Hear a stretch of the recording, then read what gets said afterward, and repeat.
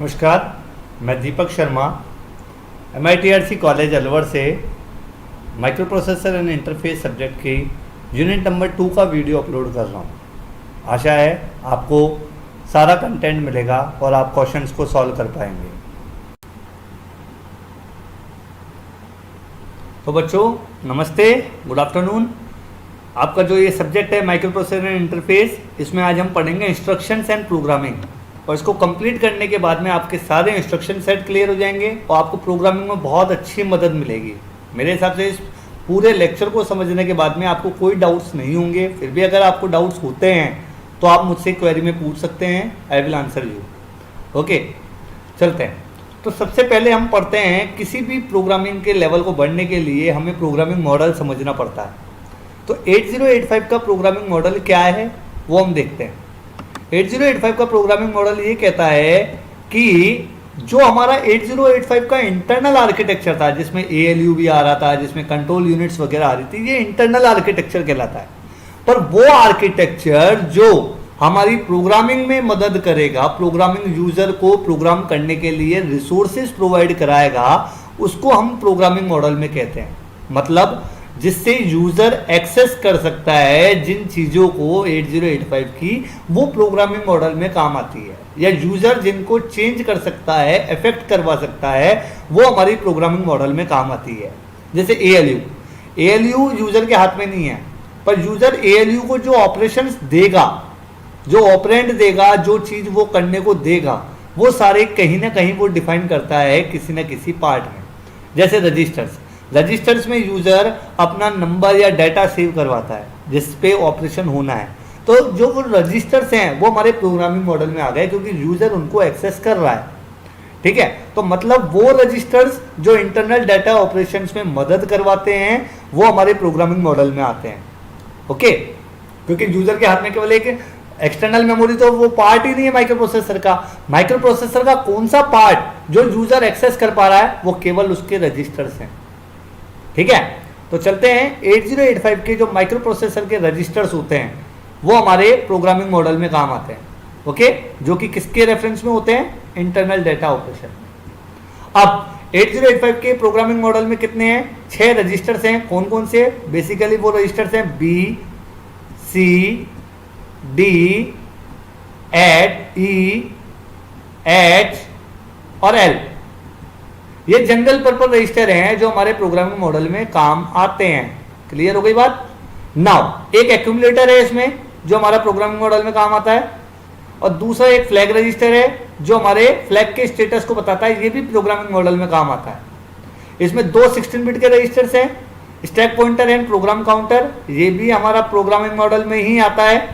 क्यों आता है मैं अभी बताऊंगा। इसलिए अब 8085 के अंदर 6 जनरल पर्पस रजिस्टर थे, जिसको मैंने ये बताया 6 जनरल पर्पस रजिस्टर हैं जो कि 8 बिट डाटा को स्टोर करवाते हैं। ओके, उनके नाम क्या है? B, C, D, E, H and L। Clear हो गई बात? जो कि फिगर में मैंने आपको बता रखे हैं। ठीक है, now they can be combined as register pair. इन रजिस्टर्स को हम रजिस्टर पेयर में भी स्टोर कर, मतलब रिप्रेजेंट कर सकते हैं। जैसे BC पेयर 16 बिट का हो गया। अब ये DE और HL जो क्या करता है? 16 बिट का नंबर स्टोर करने में काम आता है। ओके, तो प्रोग्रामर इन रजिस्टर्स को यूज कर सकता है प्रोग्रामिंग के लिए। मतलब वो इनमें डाटा कॉपी करवा सकता है, डाटा स्टोर करवा सकता है by using what? Data copy instructions. और जब ये इंस्ट्रक्शंस यूज कर लेगा तो वो कोई भी ऑपरेशन करवा सकता है, जैसे add, subtract, compare etcetera. Clear हो गई बात? तो सबसे पहले मैं आपको यही बता रहा था कि आपका जो प्रोग्रामिंग मॉडल था उसमें रजिस्टर्स आपके प्रोग्रामिंग मॉडल में आ रहे हैं। तो सबसे पहले ये देखते हैं एक्यूमुलेटर कैसे प्रोग्रामिंग मॉडल का पार्ट है। एक्यूमुलेटर एक वो रजिस्टर है जो 8 बिट का, जो कि ALU का पार्ट होता है। हम ALU तो एक्सेस नहीं कर सकते, पर ALU जो भी डाटा लेता है वो किसके थ्रू लेगा? एक्यूमुलेटर के लिए थ्रू लेगा। और एक्यूमुलेटर से वो डाटा को क्या करेगा? वापस इस 8 बिट के रजिस्टर में वो स्टोर करा देगा। अब ये रजिस्टर क्या कर रहा है? 8 बिट का डाटा स्टोर कर रहा है और ALU को दे रहा है, तो ALU arithmetic and logical operations कर रहा है। क्लियर है? उस ऑपरेशन के बाद जो रिजल्ट आ रहा है वो हमारा किस में स्टोर हो रहा है? जो हमारा रिजल्ट है वो एक्यूमुलेटर में ही स्टोर हो जाता है, इसलिए इसी एक्यूमुलेटर रजिस्टर को हम बाय डिफॉल्ट रजिस्टर भी कहते हैं। और इस एक्यूमुलेटर को किससे डिफाइन करते हैं? ए से। अब यूजर क्या कर रहा है? यूजर इसको एक्सेस कर रहा है, यूजर इसको क्या कर रहा है? एक्सेस कर रहा है। तो ये हमारा जो है वो एक्यूमुलेटर है जिसमें हम प्रोग्रामिंग करके डेटा डाल रहे हैं। तो यूजर एक्यूमुलेटर हमारा प्रोग्रामिंग मॉडल का पार्ट हो गया। क्लियर है? Flag register. अब कहेंगे flag register user programming model का पार्ट कैसे हो गया? तो सबसे पहले समझते हैं फ्लैग रजिस्टर है क्या। फ्लैग रजिस्टर मतलब इसके अंदर नॉर्मली ये 8 बिट का रजिस्टर होता है, मतलब 8 फ्लिप फ्लॉप इसमें लगे होते हैं, पर नॉर्मली 5 ही फ्लिप फ्लॉप काम में आ रहे हैं। अब यूजर इनको सेट भी कर सकता है और इनको रिसेट भी कर सकता है। ठीक है? बाय या तो इंटेंशनली कर दे या किसी ऑपरेशन के थ्रू कर दे। जैसे कैरी को सेट करा जा सकता है, कैरी को रिसेट भी कर सकते हैं इंस्ट्रक्शन से। जैसे जीरो फ्लैग, किसी ऑपरेशन के बाद में जीरो फ्लैग सेट भी हो सकता है, रिसेट भी हो सकता है। ठीक है?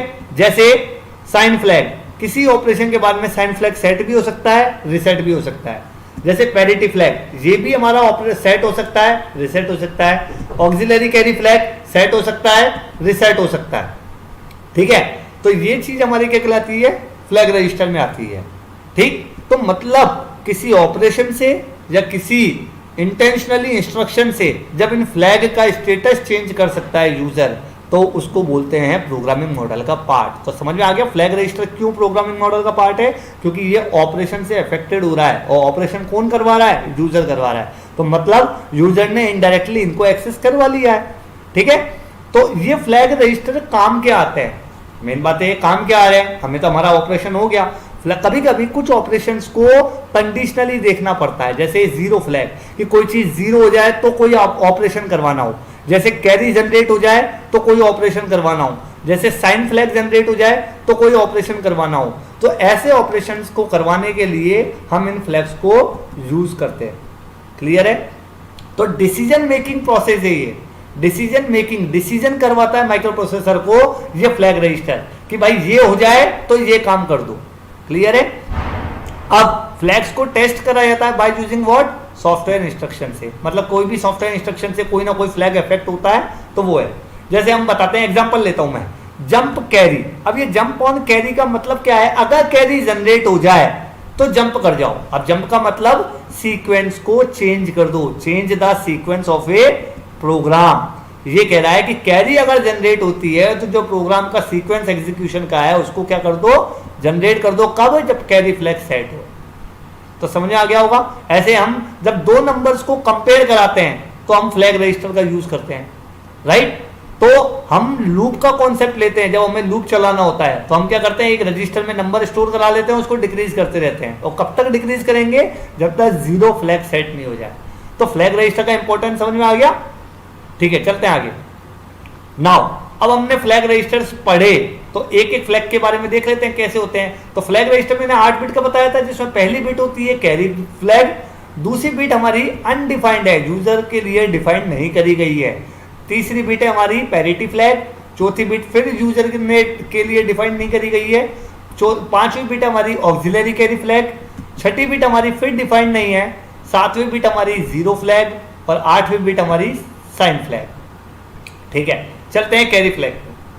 कैरी फ्लैग कब सेट होगा या कब रेज होगा? देखो कैरी फ्लैग को नॉर्मली हम सेट भी कर सकते हैं बाय यूजिंग एस, टी और सी।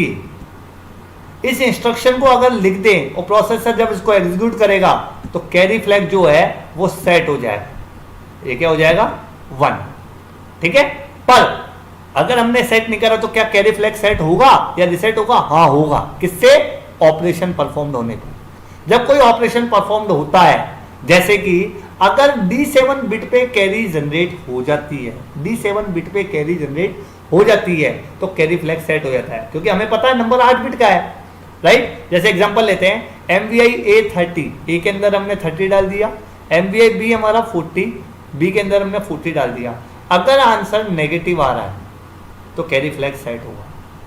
ठीक है, क्योंकि इसमें बोरो लिया है, राइट? एक और एग्जांपल देखते हैं, MVI A 95, MVI A में क्या है? 95 है, MVI B 80। तो अगर हम देखें 95 का जो बाइनरी नंबर है वो ये होगा, 80 का बाइनरी नंबर ये होगा।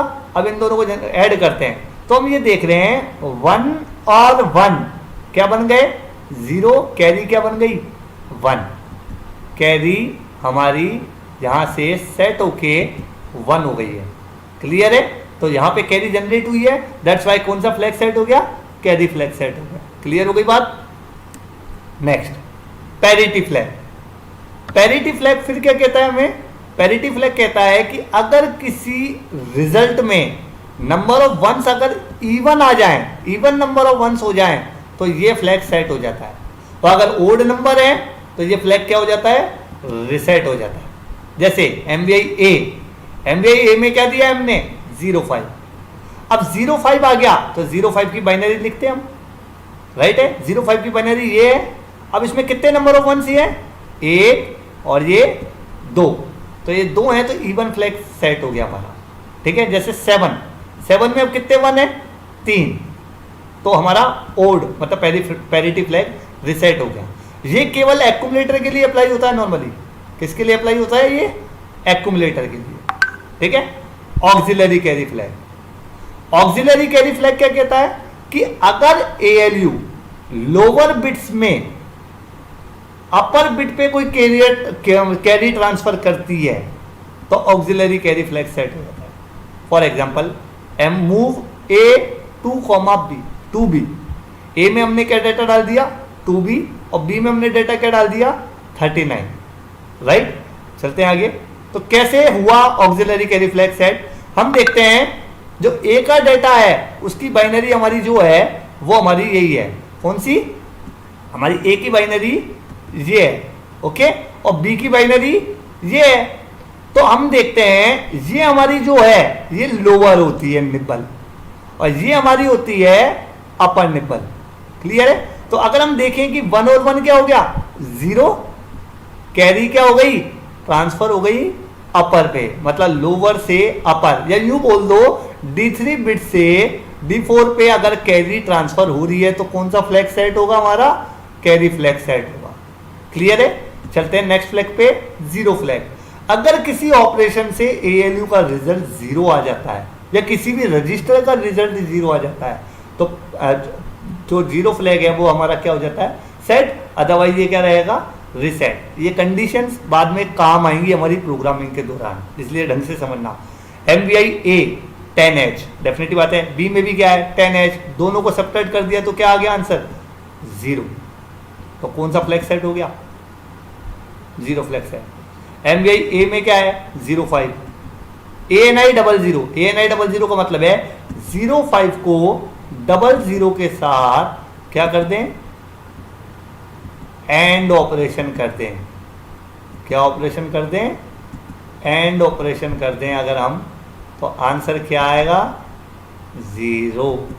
क्लियर है? एंडिंग कर दी हमने तो आंसर 0 आया, और 0 आने से कौन सा फ्लैग सेट हुआ, 0 फ्लैग सेट हो गया। क्लियर हो गई बात? नेक्स्ट 0 फ्लैग का एक और एग्जांपल देखते हैं। अगर हम B के अंदर क्या ले रहे हैं, B के हम अंदर ले रहे हैं 05, राइट? अब 5 को हम डिक्रीज करते जा रहे हैं तो एक कंडीशन ऐसी आएगी कि 5 क्या हो जाएगा 0, पर जब तक वो 0 नहीं है तब तक तो वो जंप करता रहे। इसका कंडीशन का मतलब ही होता है जंप ऑन नॉन 0।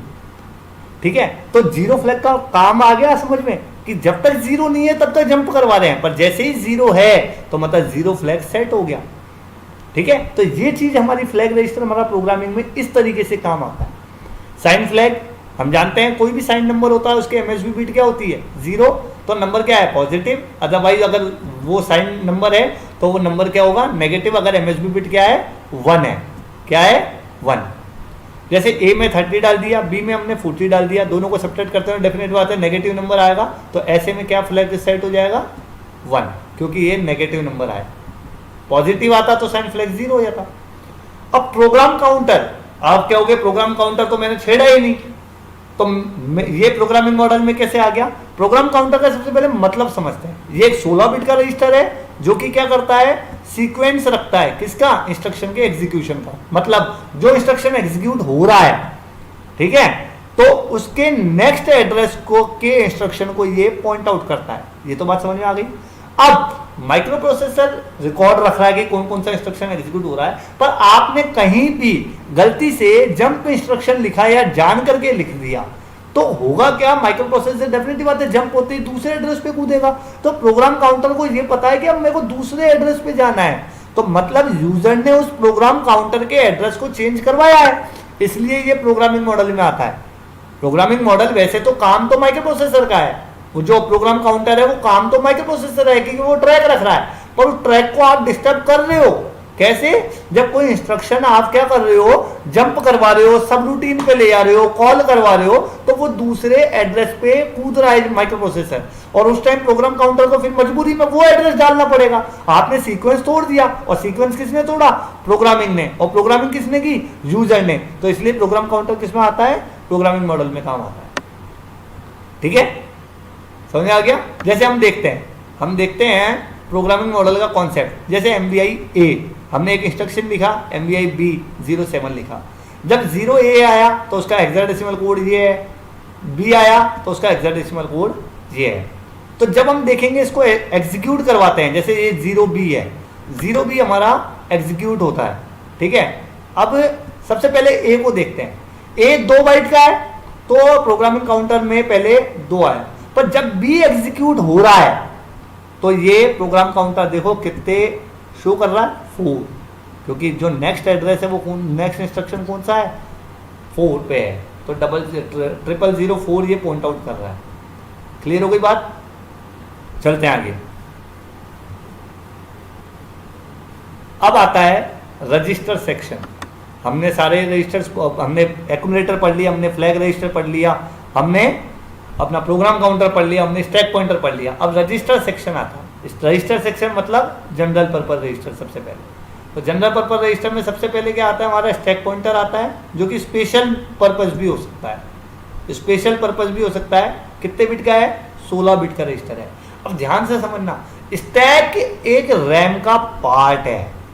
ठीक, स्टैक एक रैम का पार्ट है। Stack pointer is not a RAM का पार्ट है। स्टैक पॉइंटर तो माइक्रो प्रोसेसर में होता है और स्टैक मेमोरी में होता है, माइक्रो प्रोसेसर में नहीं होता है।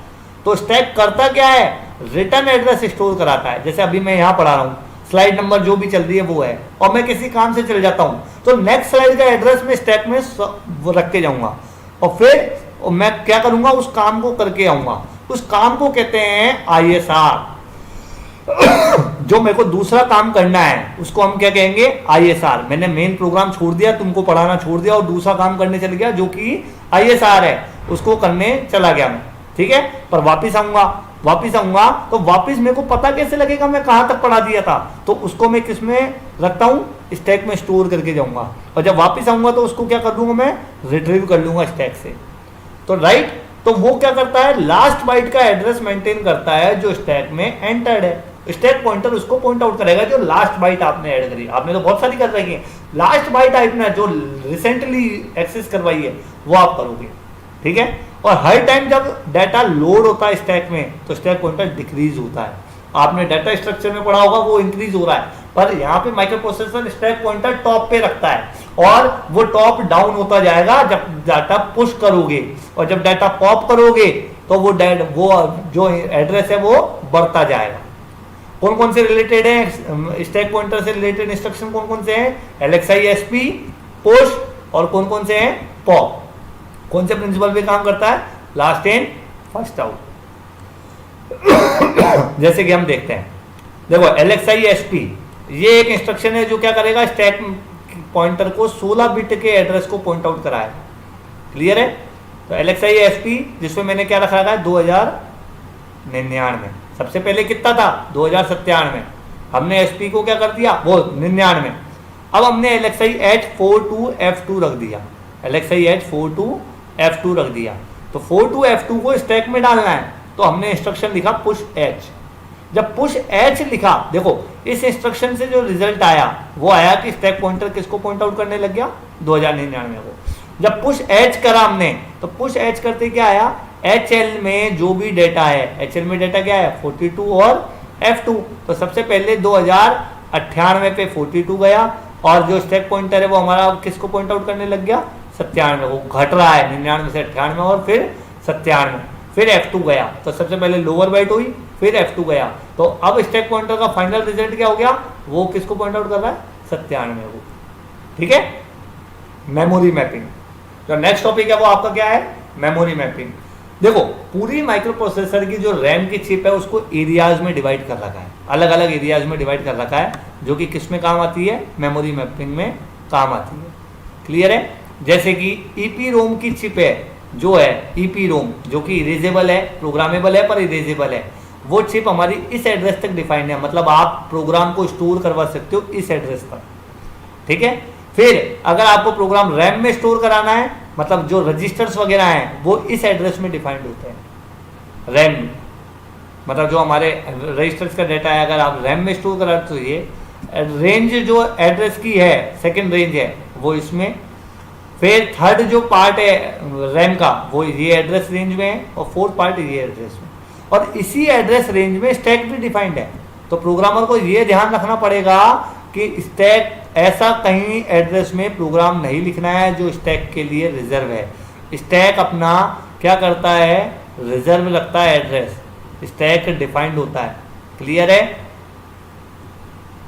अब किसी भी इंस्ट्रक्शन को, प्रोग्राम को एग्जीक्यूट कैसे करते हैं, तो सबसे पहले यूजर क्या करेगा, इंस्ट्रक्शन एंटर करेगा, किस फॉर्मेट में, बाइनरी फॉर्मेट में, किसमें, मेमोरी, राइट। माइक्रो प्रोसेसर क्या करेगा, फिर इस इंस्ट्रक्शंस को रीड करेगा, देन जब जो डाटा नीडेड होगा वो मेमोरी से उठाएगा, इंस्ट्रक्शन को क्या करेगा, एग्जीक्यूट करेगा, और फिर रिजल्ट को किस में डाल देगा वापस, या तो मेमोरी में या किसी आउटपुट डिवाइस में। ठीक है। एक इंस्ट्रक्शन को एग्जीक्यूट कराने के लिए कितनी साइकिल है, 3 साइकिल। सबसे पहले वो क्या करता है, माइक्रो प्रोसेसर क्या करता है, मेमोरी से इंस्ट्रक्शन को रीड करता है, फिर उसको इंटरप्रीट करता है, समझता है, और फिर उसको क्या करता है, वो एग्जीक्यूट करता है। तो इस पूरे प्रोसेस को हम कहते हैं fetch, then decode, then execute. Fetch का मतलब रीड, माइक्रो प्रोसेसर ने इंस्ट्रक्शन उठाया, डिकोड अपनी भाषा में उसको बदला तो डिकोड, और देन एग्जीक्यूट, उसको एग्जीक्यूट कर दिया। क्लियर है। और ये सीक्वेंस तब तक चलता रहेगा जब तक सारे इंस्ट्रक्शन क्या नहीं हो जाए, परफॉर्म नहीं हो जाए। अब मशीन लैंग्वेज, देखो कोई भी है, आप लोग इंसान हो तो आपको अपनी भाषा चाहिए, राइट। आप लोग इंसान हो तो आपको कौन सी भाषा चाहिए, अपनी भाषा चाहिए। ऐसे माइक्रो प्रोसेसर है, उसको भी अपनी भाषा चाहिए। तो किसी भी मशीन की एक लैंग्वेज होती है, तो उसको कहते हैं मशीन लैंग्वेज। क्लियर है। माइक्रो प्रोसेसर किसको समझता है, बाइनरी फॉर्मेट को, तो उसकी मशीन लैंग्वेज कौन सी हो गई, बाइनरी फॉर्मेट। अब बाइनरी फॉर्मेट क्या है, सीरीज ऑफ बाइनरी बिट्स, 1 और 0 की सीरीज, राइट है। और वो नंबर ऑफ बिट्स जो सीरीज है वो क्या बनाती है, वर्ड, जो कि माइक्रो प्रोसेसर के लिए फिक्स है कि इस वर्ड का ये मतलब है, राइट है। अब माइक्रो प्रोसेसर में कितने बिट है, 8 बिट, तो मतलब 8 बिट की सीरीज बनेंगी, जो टोटल कितने कॉम्बिनेशन बन जाएंगे, 2 की पावर 8, मतलब 256 कॉम्बिनेशन बन जाएंगे ऐसे सीरीज से, राइट। अब हर कॉम्बिनेशन का, जरूरी नहीं है सारे कॉम्बिनेशन का यूज हो, माइक्रो प्रोसेसर में सारे कॉम्बिनेशन का कोई यूज नहीं है, केवल इन 256 में से 246 यूज हुए हैं। ठीक है।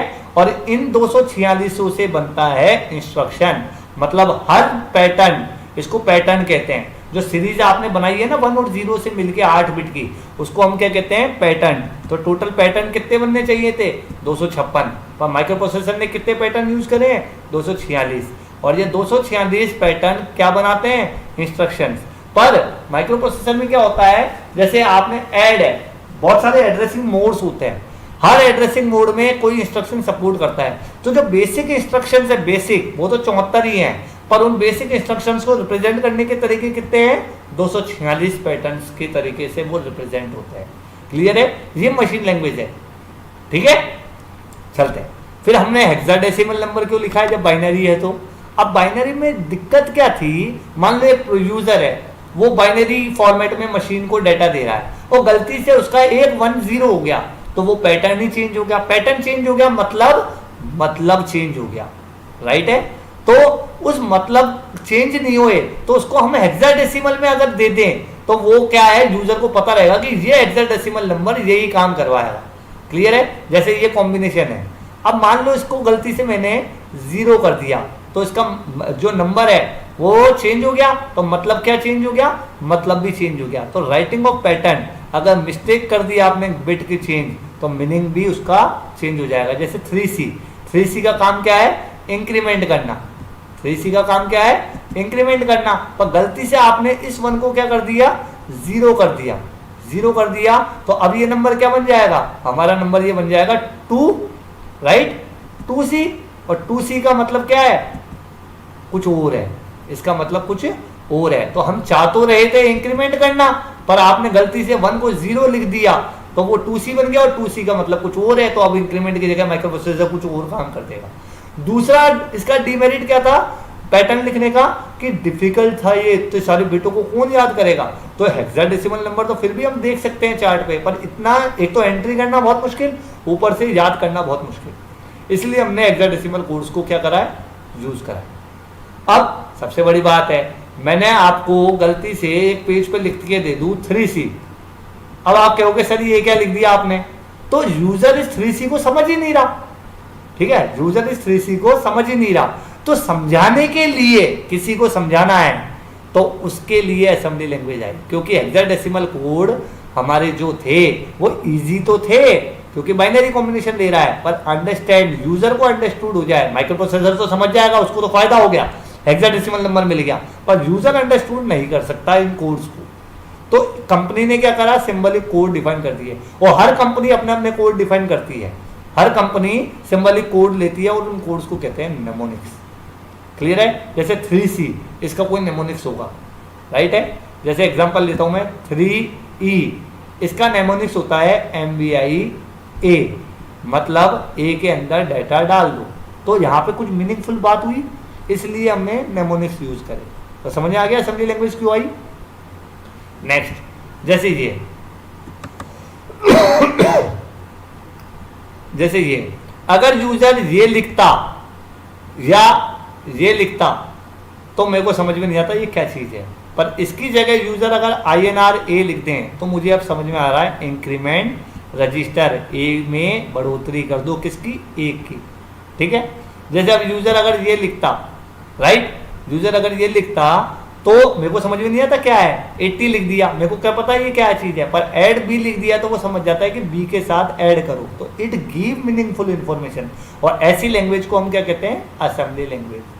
ठीक है, तो ऐड B का मतलब B के डाटा को एक्यूमुलेटर से जोड़ दो और रिजल्ट को किस में स्टोर कर दो? वापस एक्यूमुलेटर में। क्लियर है? अब असेंबली कैसे करें प्रोग्राम की? तो 2 तरीके हैं, एक हैंड असेंबली। प्रोग्रामर क्या करे? हर इंस्ट्रक्शन के जो नेमोनिक्स है उसका हेक्साडेसिमल कोड लिखे, राइट? हर इंस्ट्रक्शन के हेक्साडेसिमल कोड लिखे, जैसे कि आपने लैब में करा था चार्ट में से देख देख के। और दूसरा है असेंबलर। असेंबलर क्या होता है? जो एक एडिटर होता है जिसमें प्रोग्राम लिखा जाता है और उसको वापस ऑटोमेटिकली असेंबल कर लिया जाता है, तो वो हेक्साडेसिमल कोड में कन्वर्ट हो जाता है। जैसे मैं अभी बताऊंगा आपको कहाँ यूज करा है मैंने असेंबलर। ओके, नाउ क्यों असेंबली लैंग्वेज हम यूज करें? असेंबली लैंग्वेज हम इसलिए यूज कर रहे हैं क्योंकि ये फास्ट है, ये टाइमिंग इन्फॉर्मेशन देती है, और कोई लैंग्वेज टाइमिंग इन्फॉर्मेशन जल्दी से नहीं देती। जैसे आप C लैंग्वेज, आपको नहीं पता कौन सा इंस्ट्रक्शन कितनी देर में एग्जीक्यूट हुआ है, आप तो बस स्क्रीन पर आउटपुट देख लेते हो। पर असेंबली लैंग्वेज एक एक चीज का ध्यान रखती है, डिले एक्यूरेट दे सकती है। आप C लैंग्वेज में डिले दे के देखो, आपको बहुत दिक्कत आएगी, पर इसमें एक्यूरेट डिले आता है। इंफॉर्मेशन, डाटा कहाँ स्टोर हुआ है, जैसे आपने Pentium 4 प्रोसेसर है, आपने उसको डाटा दे दिया या मेमोरी में स्टोर करा दिया, कौन से एड्रेस पे डाटा गया आपको नहीं पता, आपने तो लिख दिया M%A, तो एड्रेस भी नहीं पता क्या है। पॉइंटर तो आपका चलो फिर भी, पॉइंटर जो होता है वो तो एड्रेस बता देता है, पर जैसे आपने लिख दिया printf या आपने लिख दिया scanf, तो scanf जाके वो गया कहाँ, ये हमने डिफाइन नहीं है अभी तक।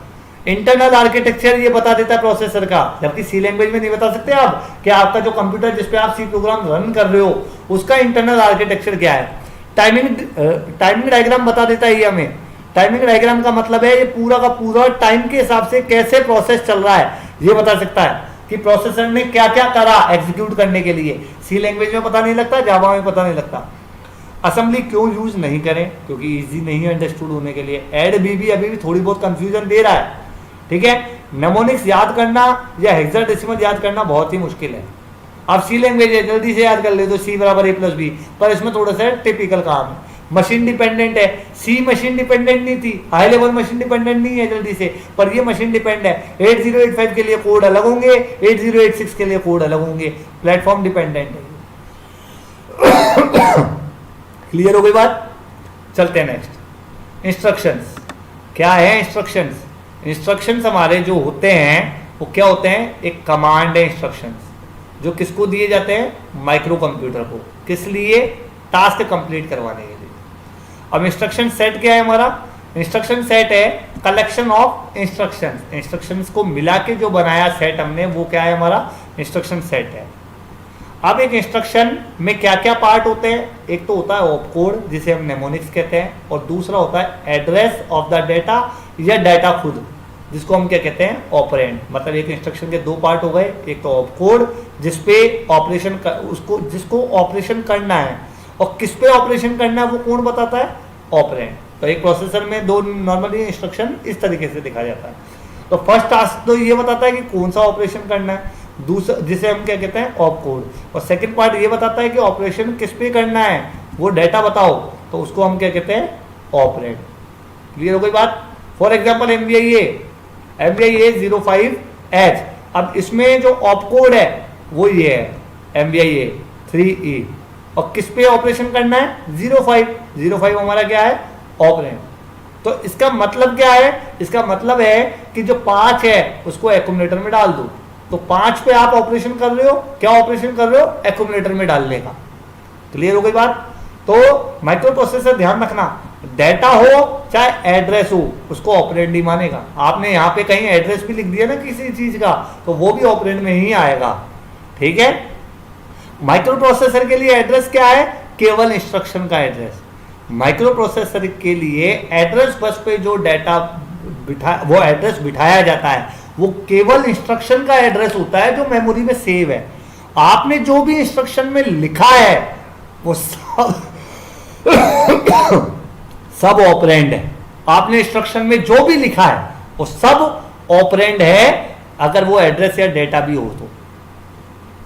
एक तो पार्ट है ऑपकोड जो ये बता रहा है, तो मतलब इंस्ट्रक्शन में जो भी चीज लिखी है आपने वो डेटा माना जा रहा है माइक्रो प्रोसेसर द्वारा। आपने जो भी लिखा है इंस्ट्रक्शन के अंदर वो सारी चीजें डेटा है, और वो इंस्ट्रक्शन जिस एड्रेस पे रखा हुआ था वो चीज माइक्रो प्रोसेसर के लिए एड्रेस है। ये बात जरूर ध्यान से समझ लेना। तो ऑपकोड क्या बता रहा है? ऑपकोड बता रहा है व्हाट टू डू, और ऑपरेंड क्या बता रहा है? On which you have to do. Clear है? जो करेक्ट फॉर्मेट होता है लेबल का काम क्या है? लेबल ये बताता है कि आपका लेबल क्या है। ऑपकोड जो आपका निमोनिक्स कहलाता है, क्या करना है, किस पे करना है, और रिमार्क जो आपको बताएगा कि आपने क्या करा है। Okay, thank you.